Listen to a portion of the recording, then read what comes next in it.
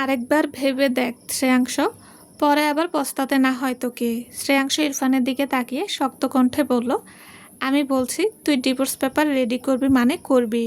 এতে ভাবনা চিন্তার কি আছে? আশ্চর্য তো।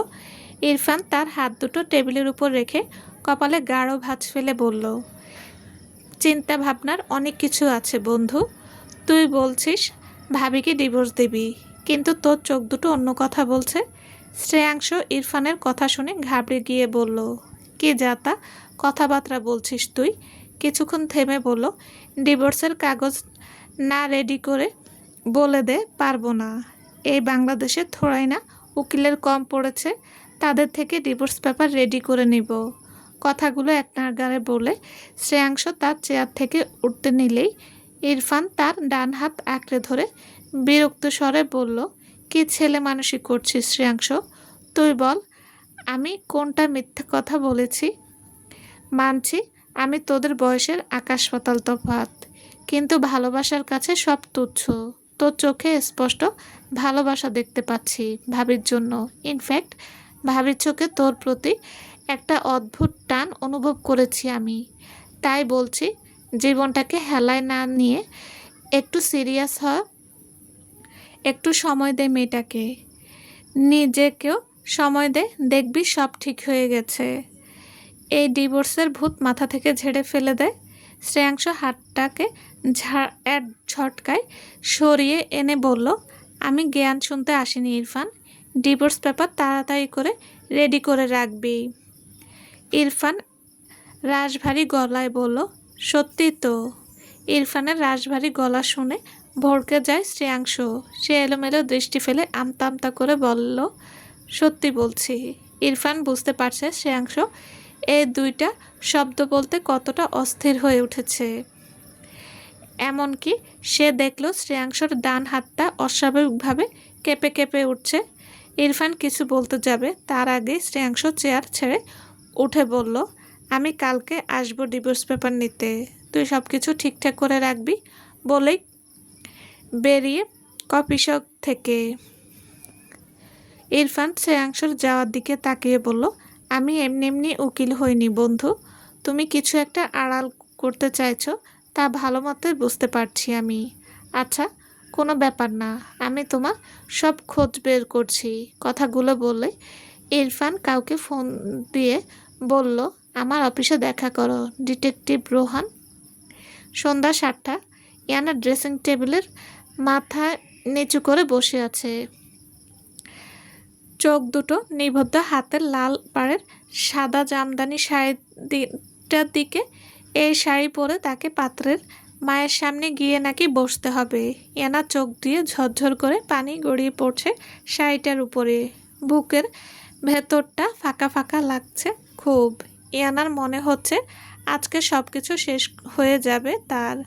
বিয়ের প্রথমে ঠিক এমন একটা শাড়ি পরেছিল তার স্বামীর নামে, আর আজকে পড়বে আরেকজন পুরুষের নামে, যার নামে নতুন করে তাকে সাজিয়ে তুলতে হবে।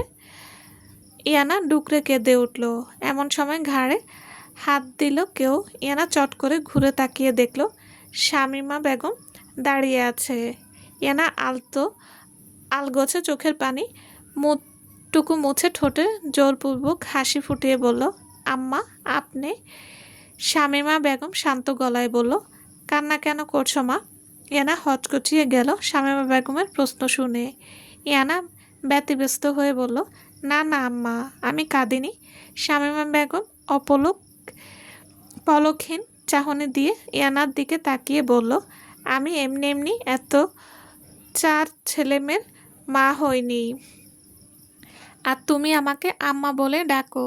ইয়ানা, আম্মা যদি তার মেয়ের কষ্ট বুঝতে না পারে তাহলে কে বুঝবে বলতে পারো মামায়? কিছুক্ষণ চুপ করে আবার বলল, আমি জানি শ্রেয়াংশ ছেড়ে অন্য কাউকে বিয়ে করা চারটেখানি ব্যাপার না। আমিও তো চেয়েছিলাম ছেলেটার সাথে তুমি সুখে সংসার করো, কিন্তু সেটা তো আর হওয়ার নয়। আমার ছেলে আমার কথার অবাধ্য হয়ে আরেকজনকে বিয়ে করে আনলো। নিজের স্বামীর পাশে অন্য মেয়েকে দেখে তোমার ছোট্ট হৃদয় কতটা ক্ষতবিক্ষত হয়েছে তা আমি বুঝতে পেরেছি।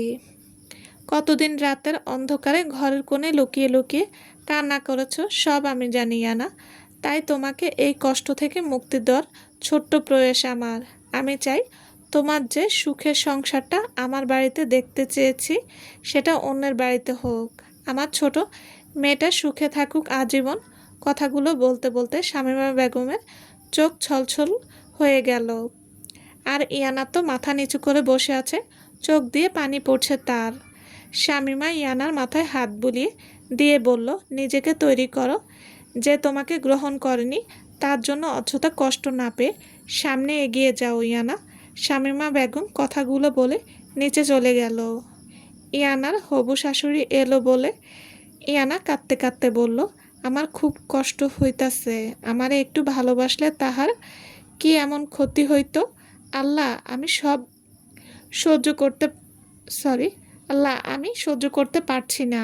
2.5 বছর মানুষটার আশায় বুক বাঁধা রাখলাম। কতদিন গুনেছি, রাত গুনেছি, এইটা ভাবছি সে একদিন ফিরবো। আইসা আমারে বুকের মধ্যে জড়াই কইব আমি আইছি। কিন্তু সে ফিরল ঠিকই, তবে আমার লেগা না, সাথে করে নিয়ে আইলো আরেকটা বউ। সব স্বপ্ন, সব আশা এক পলকে শেষ হইয়া গেল। আমি কি এতটাই অমূল্য আছিলাম? আমার ভালোবাসার দাম এতটুকু আসিল না? যে মানুষটার নামে নিজের জীবন লিখে দিছিলাম তার জীবনে আমার নামটাও নাই। এখন আম্মা কইতাছে নতুন করে জীবনটা শুরু কর। আরেকটা বিয়ে করলে আমি নাকি অনেক সুখে থাকবো। কিন্তু কেউ কি কইতে পারবো ভাঙা বুক নিয়ে আমি কি কইরা নতুন স্বপ্ন দেখমু? যে মানুষটা একবার মইরা গেছে ভালোবাসার মানুষের অভাবে, সেই মনটা আর বাচ্চা উঠবো? তারে কতটা ভালোবাসছিলাম, আর এই ভালোবাসার পুরস্কার হইল নিজের ঘরের পর মানুষ হইয়া থাকা। যদি ভালোবাসার এই পরিণত হয় তাহলে এই ভালোবাসা কারো কপালে লিখো না আল্লাহ। কথাগুলো বলতে বলতে ইয়ানা কান্নায় ভেঙে পড়ল। দরজার আড়াল থেকে শ্রাবণ প্রতিটা কথা শুনতে পেল। সে শান্ত দৃষ্টিতে একবার ইয়ানার দিকে তাকিয়ে চলে যায় তার ঘরে। ইয়ানাকে দেখতে এসেছে একজন মধ্যবয়স্কী মেয়ে। বয়স অনুমানিক 45 হবে। পাশে বসে আছে। মেয়েটার পরনে মেরুন কালারের জামদানি শাড়ি। গায়ের রং ধবধবে ফর্সা হওয়ার কারণে শাড়িটা বেশ মানাচ্ছে মেয়েটাকে। হাতে ভারী ভারী নকশা করা সোনার বালা, চুলগুলো খোপা করে পেছনে রাখা আছে। মেয়েটার পাশে একটা ছেলে বসে আছে। ছেলেটার পরনে রাপিড জিন্স, সাদা কালো প্লেন টি শার্ট, গায়ের রং অতিমাত্রায় সাদা, যাকে বলে বিদেশিদের মতো দেখতে। চোখের মণিগুলো ধূসর বর্ণের, চুলগুলো গোছালো, পায়ে বুট জুতো, কানে গুজে আছে ইয়ারফোন। ছেলেটা মুখটা গম্ভীর করে ফোন দেখতে ব্যস্ত। বয়স আনুমানিক 28 হবে। মেয়েটা শামীমা বেগমের দিকে তাকিয়ে মুচকি হেসে বলল, মেয়ে ডাকুন আপা, ইফতি এই মাত্র ফিরে যাবে আর্মি ক্যান্টনমেন্টে। বাইরে গাড়ি অপেক্ষা করছে। কথাটুকু বলে পাশে ছেলেটার দিকে তাকিয়ে চাপা স্বরে বলল, ফোনটা রেখে একটু সুন্দর করে বসে থাকো ইফতি। একটা কথা মাথায় ঢুকে নাও, তোমার ব্যবহারের জন্য বিয়েটা ভাঙলে আমি বাড়ি ছেড়ে চলে যাব, মনে রেখো তুমি। ইফতি বর্গীয় সূচক উচ্চারণ করে মেয়েটার দিকে তাকিয়ে বলল, এর থেকে ভালো ব্যবহার করতে পারবো না মম। তবুও তুমি যদি বারবার একই কথা বলো তাহলে আই ডোন্ট কেয়ার। কথাটুকু আস্তে আস্তে বলে আবার ফোন দেখতে লাগলো ইফতি। শামীমা বেগম তীক্ষ্ণ দৃষ্টিতে ইফতির দিকে তাকিয়ে আছে। এই ছেলের সাথে ইয়ানার বিয়ের কথা চলছে। প্রথমে বলেছিল ছেলে আসবে, পুনরায় ফোন করে বলছে ছেলেকে সাথে নিয়ে মেয়ে দেখতে আসবে। ছেলেটা শামীমা বেগমের বেশ মনে ধরেছে। শুধু ছেঁড়া ছেঁড়া প্যান্ট পরে আসার কারণে একটু গাইগুই করছে তার মনটা। শামীমা বেগমের পাশেই বসে আছে প্রিয়তা নিশা রিমঝিম। নিশা রিমঝিম ছেলের দিকে বড় বড় চোখ করে তাকিয়ে আছে। এত সুন্দর ছেলে এর আগে কখনো দেখেনি তারা। দুজনেই ফিসফিস করে কি বলছে আর প্রিয়তা তার মুখের অভিব্যক্তি বোঝা যাচ্ছে না। সে নিশ্চুপ হয়ে বসে সবার কর্মকাণ্ডগুলো দেখছে। এর মধ্যেই ময়মুনা বেগম ইয়ানাকে নিয়ে হাজির হলো ড্রয়িং রুমে। পরনে লাল শাড়ি, গা ভর্তি গহনা, চুলগুলো পিঠে ছড়িয়ে আছে, পায়ে নূপুর। তার কোল দখল করে বসে আছে ছোট্ট শ্রেয়া। শ্রেয়া ইয়ানার গহনাগুলো নড়াচড়া করতে ব্যস্ত, যেন গহনাগুলো আজকে তার খেলনা হয়ে গিয়েছে। মাইমুনা বলেছিল সে শ্রেয়াকে নিতে চায়, ইয়ানা দেয়নি। সে বাচ্চাটাকে বুকে আঁকড়ে ধরে হাজির হলো ড্রয়িং রুমে। শামীমা বেগম ইয়ানাকে দেখায় মাত্রই বলে উঠল, ইয়ানা মা, তুমি এদিকে এসে বসো।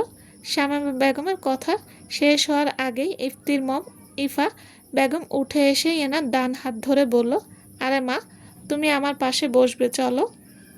শ্রেয়া অচেনা মহিলাকে দেখে ইফা বেগমের হাতে খামচি দিয়ে বলল, ছালুন আমার আম্মুকে। ইফা বেগম বুঝতে পারল না এই ছোট্ট মেয়েটা কেন আম্মু বলছে তাদের হবু বৌমাকে। শামীমা বেগম নড়ে চড়ে বসলো শ্রেয়ার কথা শুনে।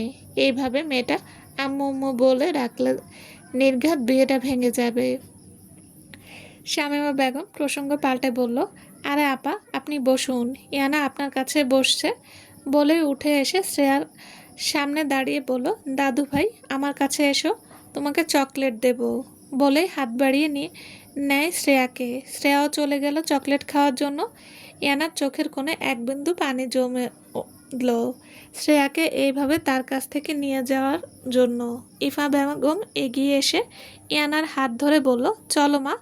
ইয়ানা মাথা তুলে সামনে তাকাতেই দেখল শ্রেয়াংশ দরজার কাছে দাঁড়িয়ে তার দিকে একদৃষ্টিতে তাকিয়ে আছে। শ্রেয়াংশ চুলগুলো উস্কো খুস্কো হয়ে আছে, পরনের শার্টটা অতিমাত্রায় কুঁচকে আছে, মুখটা ফ্যাকাশে বর্ণ ধারণ করে আছে শ্রেয়াংশর। ইয়ানার পায়ের গতি কমে এলো, শ্রেয়াংশর দিকে তাকিয়ে রইল। ইফা বেগম ইয়ানাকে দাঁড়িয়েতে দেখে আবার বলল, চলো মা। ইয়ানার সম্বিত ফিরে পেয়ে এক বুক কষ্ট নিয়ে এগিয়ে গেল সোফার দিকে। মনটা পড়ে রইল সেই মানুষটার পানে। শ্রেয়াংশ আর কিয়ৎক্ষণ দাঁড়িয়ে থাকার পর দরজা থেকে ফিরে গেল। ফিরে যেতেই শ্রেয়াংশর চোখ দিয়ে অশ্রু গড়িয়ে পড়তে লাগলো গালে। তার বুকে বুঝতে বাকি রইল না এই লোকগুলো তার শ্যামকন্যাকে দেখতে এসেছে। তার মরণ ব্যাধির কারণে আজকে তার শ্যামকন্যা অন্য কারো হতে যাচ্ছে। শ্রেয়াংশ যত বাড়ি থেকে বের হতে লাগলো তার মনে হলো সে তার শ্যামকন্যার থেকে দূরে সরে যাচ্ছে। শ্রেয়াংশ বিড়বিড় করে বলল, একটি অসমাপ্ত বিদায়, সারা জীবনের না ফেরা এক বিকেল, আমার শেষ বিকেলের অপেক্ষা। আমি কারো মতো ঘুরিয়ে পেঁচিয়ে কথা বলতে জানি না। I need you, my beautiful fairy. জানি না কেন তোমাকে আমি এই নামে সম্বোধন করলাম, বাট মনে হলো তুমি এই নামের উপযুক্ত ব্যক্তি যে আমার পাথরের মতো হৃদয় শিহরণ জাগিয়ে তুলেছে। তোমার কথা বলা, ভীতু চাহনি, কোনো প্রশ্নের উত্তর দেওয়ার আগে ঠোঁটটাকে দাঁত দিয়ে চেপে ধরা, সব কিছুই আমাকে বিমোহিত করেছে। ইফতি কথাগুলো এক নাগাড়ে বলল ইয়ানার উদ্দেশ্যে। আর ইয়ানা তার সামনে পাথরের মতো বসে আছে, মুখের অভিব্যক্তি স্থির আর সাবলীল হয়ে আছে। ইফতি ইয়ানার মুখের দিকে তাকিয়ে জিজ্ঞেস করলো, তুমি কিছু বলবে না? আমাকে তোমার কেমন লাগলো? ইয়ানা আস্তে আস্তে মাথা উঁচু করে ইফতির দিকে তাকায়। কি বলবে এই লোকটাকে নিয়ে? তার মনে তো অন্য জনের বাস। ইয়ানা দীর্ঘশ্বাস ফেলল। কিয়ৎক্ষণ আগে শামীমা বেগম তাদেরকে এই ঘরে পাঠিয়েছে কথা বলার জন্য। ইয়ানা প্রথমে গাইগুই করলেও পরের বার বাধ্য হয়ে আসতে হয়। আর ইফতি এক কথায় চলে এসেছে। Lieutenant general Ifti Sikdar. অস্থির হয়ে উঠল ইয়ানার উত্তর জানার জন্য। পুরো ঘরের নিস্তব্ধতা ভেঙে ইয়ানা ইফতির দিকে তাকিয়ে স্বাভাবিক কণ্ঠে বলল, আমি এই বিয়ে করুম না। ইয়ানার কথা শুনে ইফতির মুখে ফুটে উঠল মুচকি হাসি। হয়তো ছেলেটা জানতো মেয়েটা এই কথাই বলবে। ইফতি ইয়ানার সামনে বসে পড়ল হাঁটু মুড়ে। ইয়ানা হচকচিয়ে উঠতে নিলেই ইফতি বলল, আমি জানি কেন তুমি বিয়ে করতে রাজি হচ্ছ না। তার আগে সরি বলছি, কারণ আমি কারো প্রাইভেট বিষয়ে একদম নাক গলানো পছন্দ করি না। আর ও একবার সরি তোমাকে তুমি করে বলার জন্য আমি তোমার কষ্টটা অনুভব করতে পারছি। ইয়ানা, তোমার সারা মন জুড়ে রয়েছে শ্রেয়াংশ চৌধুরী, যে বর্তমান বউ থাকা সত্ত্বেও আরেকটা বিয়ে করে এনেছে। আমি সব জানি। এখানে আসার আগে তোমার অতীত বর্তমান সব আমার জানা। যে তোমাকে বউ বলে স্বীকার করেনি, তার জন্য কেন এত কষ্ট পেতে হবে তোমাকে? তুমিও ভালো কিছু ডিজার্ভ করো। এতটুকু বলে ইয়ানার দিকে তাকায়। ইয়ানা ছলছল চোখ নিয়ে তার দিকে তাকিয়ে আছে। ইফতি আবারও বলল, আমাকে মনে জায়গা দিতে হবে না, আমাকে তোমার চরণে ঠাঁই দিও। পরক্ষণেই বলল, তুমি শুনে রাখো, বিয়ে করলে তোমাকে করব স্নিগ্ধপরী, না হলে এই ইফতি শিকদার আজীবন আইবুড়ো থাকবে। কথাটুকু বলে শেষ করে ইফতি বাইরে চলে গেল। আর ইয়ানা কোলে রেখে গেল সাদা রুমাল, যা ইয়ানার চক্ষু গোচর হয়নি। ইয়ানা ইফতির যাওয়ার দিকে একদৃষ্টিতে তাকিয়ে রইল। শ্রেয়াংশ বসে আছে ক্লাবে, একের পর এক মদের বোতল শেষ করছে, তবুও তার বুকের ভেতরটা শান্ত হচ্ছে না। কতবার মন বলছে আরেকটা বোতল পান করলে বুকের ভেতরের অদৃশ্য ঝড়টা বন্ধ হয়ে যাবে, কিন্তু কিসের কি আজকে যেন তার বুকের অসহ্য দহন থামার নাম নেই। বারবার চোখের সামনে ইয়ানার মুখটা ভেসে উঠছে মেয়েটা কেমন করে সে যে পাত্রপক্ষের সামনে বসেছিল, তার বিয়ে করা স্ত্রী অন্যের সামনে বসেছে, আর সে কাপুরুষের মতো করে দেখে চলে এসেছে। শ্রেয়াংশ কথাগুলো ভাবতে ভাবতে আরেক বোতল চুমুক দিল। কিয়ৎক্ষণ ঝিম মেরে বসে থাকার পর উঠে বাইরে চলে গেল। ক্লাবে অসহ্য মিউজিক আর মানুষের হট্টগোল, মনটা আরও অশান্ত লাগছে। রাত 11টা। ইয়ানা শ্রেয়াকে ঘুম পাড়িয়ে ঘুমাতে গিয়ে চোখে পড়ল পানির জগটা একদম খালি। সে ঘরের ডিম লাইট জ্বালিয়ে বাইরে এলো পানি আনতে। এমন সময় পেছন থেকে শ্রাবণ বলল, কোথায় যাবেন? হঠাৎ করে শ্রাবণের কণ্ঠস্বর শুনে ইয়ানা ভয় পেয়ে গেল। সে কোনো রকমে নিজেকে শান্ত করে বলল, নিচে যামু পানি আনতে। শ্রাবণ ছোট করে বলল, ওহ। ইয়ানা আর কিছু না বলে সামনে এগিয়ে যেতে নিলেই শ্রাবণ আবার বলল, আপনি সত্যি বিয়ে করবেন আন্টি? ইয়ানার পায়ের গতি কমে গেল শ্রাবণের কথা শুনে। চোখ দুটো পানিতে টইটুম্বুর হয়ে গেল, তবুও ঘুরল না মেয়েটা। ওখানেই মাথা নাড়িয়ে হ্যাঁ বোঝালো। শ্রাবণ শান্ত কণ্ঠে বলল, ওহ। ইয়ানা আর দাঁড়ালো না, চলে গেল রান্নাঘরে। এখানে আর কিছুক্ষণ দাঁড়িয়ে থাকলে হয়তো শব্দ করে কেঁদে ফেলবে মেয়েটা। শ্রাবণ ইয়ানা যাওয়ার দিকে তাকিয়ে চলে গেল তার ঘরে। ইয়ানা রান্নাঘরের এক কোণে বসে আছে, চোখ দুটো দিয়ে অনবরত অশ্রু গড়িয়ে পড়ছে। চোখের সামনে ভেসে উঠছে শ্রেয়াংশ চৌধুরী বিদেশ থেকে সাথে করে বউ আনার মুহূর্তটা। ইয়ানা বিড়বিড় করে বলল, আপনারা আমি কোনোদিন ক্ষমা করুম না। আমারে যে কষ্ট প্রতিনিয়ত দিলেন, সেই কষ্ট আপনিও পাইবেন শ্রেয়াংশ চৌধুরী। আমার সব আশা সব স্বপ্ন ধ্বংস কইরা দিয়ে আরেকটা বিয়া কইরা নিয়ে আইলেন। কথাগুলো বলতে বলতে ইয়ানার গলা ধরে আসলো কান্নায়। সে মুখে হাত দিয়ে গুমড়ে গুমড়ে কেঁদে উঠল, যেন তার কান্নার শব্দ কারো কানে না যায়। ইয়ানা কাঁদতে কাঁদতে মাথা তুলে সামনে তাকাতেই আবছা আলোতে দেখতে পেল শ্রেয়াংশকে। শ্রেয়াংশ তাকে দেখতে পায়নি, সে তো সোফার হাতল ধরে দাঁড়িয়ে আছে। তৎক্ষণাৎ ইয়ানার কান্না বন্ধ হয়ে গেল। সে আলগোছে চোখের পানি মুছে নেয়। কাউকে তার কান্না দেখাতে চায় না সে, বিশেষ করে এই মানুষটাকে যে তাকে এত যত্ন করে কষ্টগুলো উপহার দিয়েছে। সে তাড়াতাড়ি করে ফ্রিজ থেকে পানি বের করে সিঁড়ির কাছে যেতেই কিছু পড়ার শব্দ শুনতে পায়। ইয়ানা প্রথমে পাত্তা না দিয়ে কয়েকটা সিঁড়ি ভেঙে উপরে উঠতে নিলেই মনে পড়ল শ্রেয়াংশর কথা।